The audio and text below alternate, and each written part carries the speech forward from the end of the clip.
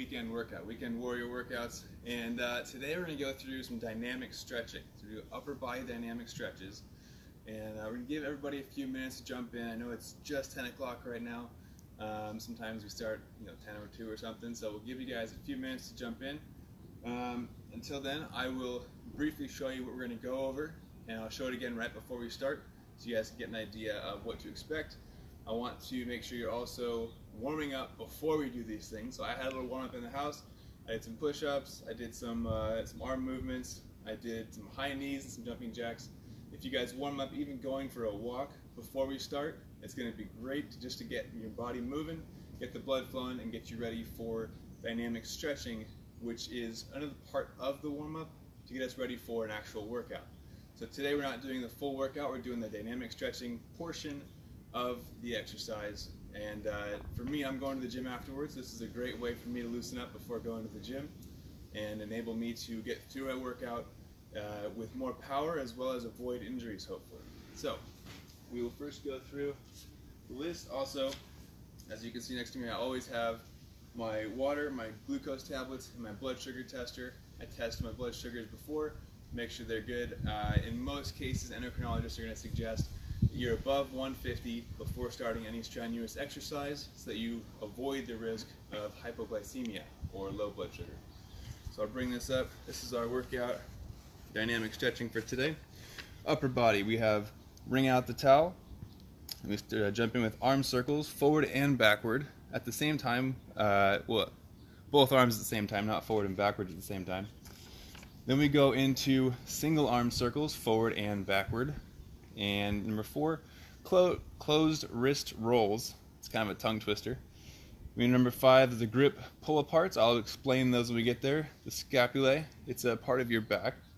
And Cuban press is going to warm up our shoulders, get us ready for that.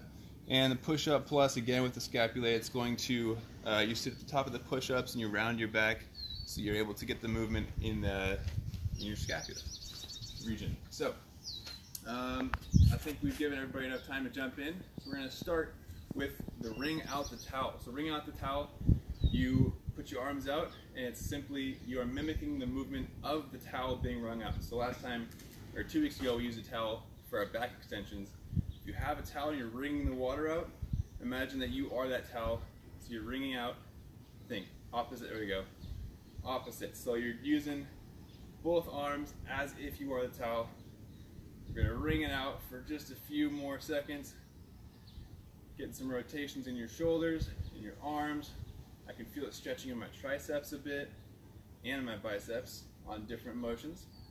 So this is wringing out the towel. You could add more movement if you want. The more movement you have, the more blood flow you're going to get. The more movements you incorporate, the more body mechanics you're going to engage your core just by moving side to side. All sorts of ways that you can modify these exercises to make them easier or harder. Number 2, there are arm circles, forward and back. We'll start with forward first. You probably did these in elementary school. I did them in PE, physical education, when I was 10. You guys are going to sit here and just do some windmills, some arm circles. Forward, you're going to be feeling this in your shoulders quite a bit. Your shoulders are ball and socket joint. It enables this full range of motion. We want to make sure that it's warmed up because shoulders can get injured very easily. I injured my shoulder in the past and it took quite a while to heal. So, we look like we have a comment. What does that comment say? So Christine Montalvo said, "Hi, I found you in Diabetes Forecast magazine." We got a first reader from Diabetes Forecast. The Diabetes Forecast is put on by American Diabetes Association, and they recently featured me in their magazine. I feel very honored to be in there, and I'm as one of their trainers. So thank you for showing up. Glad you are here for our weekend warrior workout. Now we're doing our backward arm circles. Going through backwards, make sure you get both sides of the shoulders, the rear deltoid. That's what I injured about 6 months ago. So you want to be careful with these. Make sure they're nice and warmed up. Get the blood flow, get the muscles working. Now we're going to move into number 3, single arm circles. So you can have your arm across side of your chest if you want. You can have it by your side. I like it by my chest, just for fun. We go forward. We're going to move backwards, making sure we get the full range of motion. switch arms, go left arm full circles, enabling us to get that full range of motion. So if you are going to do an arm workout later today like I am, this is a very important one. Ball and socket joints can get hurt very quickly. Now we're going backwards for single arm. Next up is going to be closed wrist rolls, that tongue twister. So closed wrist roll, you're going to grasp your hands together, and if you're too far away from me, the camera a little closer. The wrist rolls, we're just moving them, getting the wrists nice and warmed up. These are closed wrist rolls because we close our hands together to get that movement. Don't go too fast, nice and slow, get that range of motion. I've broken my left wrist twice, so I can feel a little bit of clicking in there, so this is a great one for me to keep nice and warmed up so I avoid injury. If this is too difficult for you, you can also do individual open wrist rolls. So these, very similar concept, just warming up the wrists. Any arm workouts, you're going to be grabbing onto things. You want your wrists to be warmed up, because if you're grabbing on and flexing, you run the risk of a lot of injuries in your wrist. So make sure we're getting these nice and moved up, get the blood flowing, so we avoid injuries. I don't want to break this wrist again. I'm not going to break it in a workout, but it is more at risk since I've broken it twice. So next up, we have our grip pull aparts to the scapulae. So scapulae back, see if I can get it out. You can see that region back here. Pop it out a little bit. There it is. So this is what we're working on. You're gonna hold your hands together and pull apart, and you're gonna be aiming to squeeze with the middle of your back. So you're squeezing your shoulder blades together. Scapulae is your shoulder blades. That's the more common term people use. So you're gripping your hands, pulling. You can switch sides, pull. This is working your grip strength.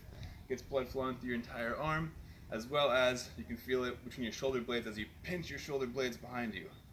So we're pinching, switching back and forth, making sure we warm up that back.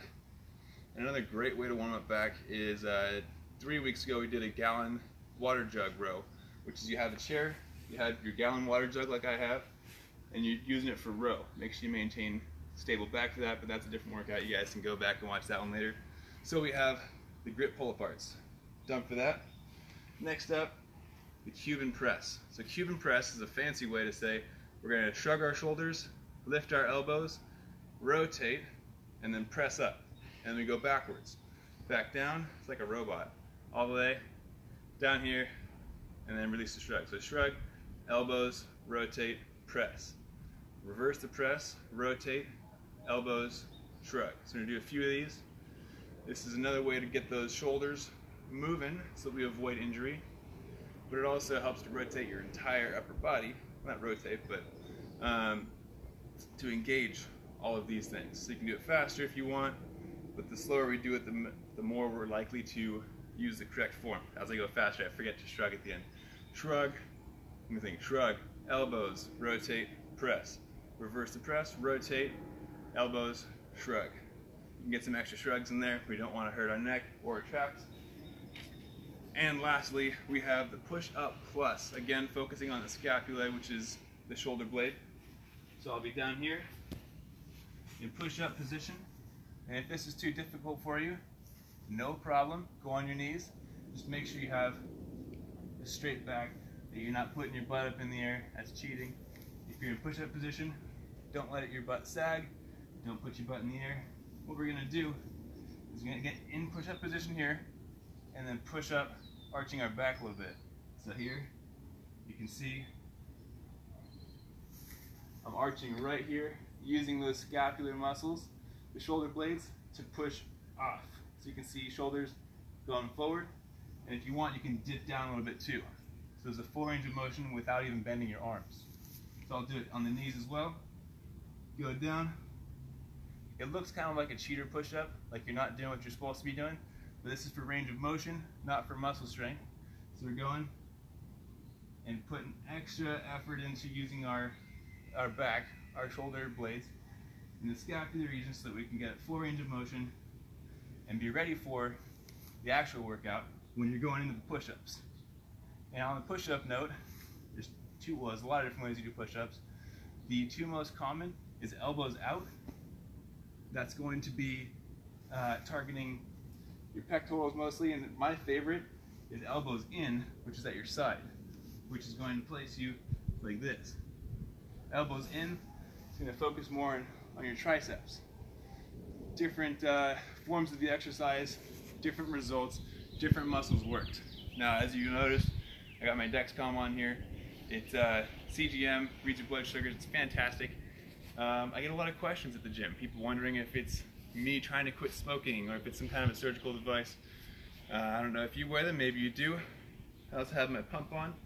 Got asked about that just yesterday, and it's fun explaining to people what these devices do for me, the amazing technology that we have these days as diabetics that help us live better lives, help us live easier lives.